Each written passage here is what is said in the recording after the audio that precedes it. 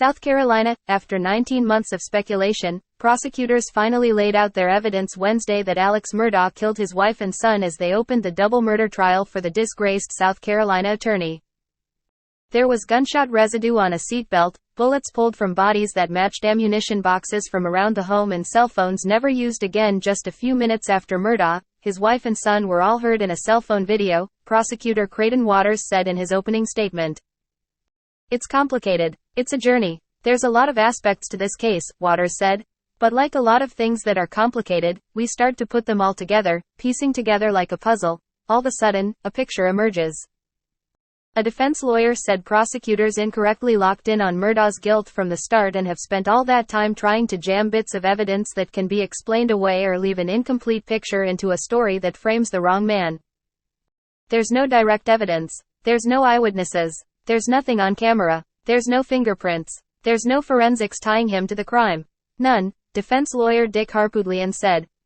Waters opened the trial with 3 minutes of graphic description of the scene where the bodies of Maggie Murdaugh, 52, and her son, Paul, 22, were found shot with at least one bullet to the head by 2 different guns, pointing to Paul Murdaugh's head and calling it catastrophic damage. Harpootlian added even more gruesome details, how the shotgun blast that killed Paul Murdaugh was so close to his head that his brain exploded from his skull and was found at his feet. Alex Murdaugh started crying when his lawyer discussed the detail. "Alex was the loving father of Paul and the loving husband of Maggie," Harpootlian said. "You're not going to hear a single witness say that their relationship was anything other than loving." It was the start of what is expected to be a 3-week trial at the Colton County Courthouse. Both sides finished picking a 12-person jury with 6 alternates Wednesday. Murdaugh, 54, is standing trial on 2 counts of murder. If convicted, he faces 30 years to life in prison. This trial is the bottom of a stunningly far and fast downfall for the man whose family dominated the legal system in tiny neighboring Hampton County for generations, both as prosecutors and private attorneys known for getting life-changing settlements for accidents and negligence cases. Murdaugh also faces about 100 charges related to other crimes, including money laundering, stealing millions from clients and the family law firm, tax evasion, and trying to get a man to fatally shoot him so his surviving son could collect a $10 million life insurance policy. He was being held in jail without bail on those counts before he was charged with murder. Prosecutors released little information about their case before Wednesday. In an opening statement, they sketched out a timeline of what they think happened at the Murdaugh's house and near the dog kennels on their 1,300-acre, 526-hectare, hunting property June 7, 2021.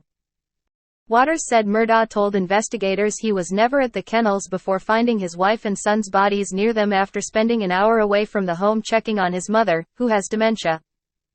Waters said a video on Paul Murdaugh's cell phone has the voices of him, Maggie, and Alex Murdaugh in it. Less than 5 minutes later, Paul Murdaugh's phone was never used again. Maggie Murdaugh's phone locks forever. About 30 seconds later, Waters said. The prosecution said ammunition cartridges found around Maggie Murdaugh's body had markings that matched other cartridges fired at a range on the property and other locations.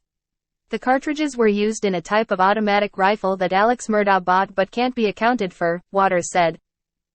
Powder and residue left behind from a gun was found in several places Alex Murdaugh was also at, the prosecutor said.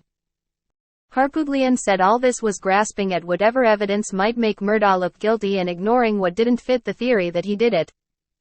The residue came when Murdaugh picked up a shotgun after checking his wife and son for signs of life and calling 911 in case their killers were still on his property, Harpootlian said. Maggie Murdaugh's cell phone, for which her husband provided the code investigators used to find it the next day, showed it was being dumped on the side of the road off the property at the same time Alex Murdaugh's phone showed he started his truck just outside his home, the defense attorney said. Harpootlian told the jury he would love to be able to tell them why someone so brutally killed Maggie and Paul Murdaugh, but investigators ignored all other suspects and scenarios.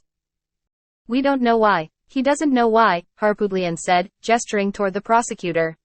"He's got theories of this and theories of that." At the end of the day, Alex Murdaugh shook his attorney's hands and then looked back where his surviving son and brother were seated behind him. He smiled and pointed at them. He then walked to the side door of the courtroom where he will be taken to the Colton County Jail where he is staying during his trial.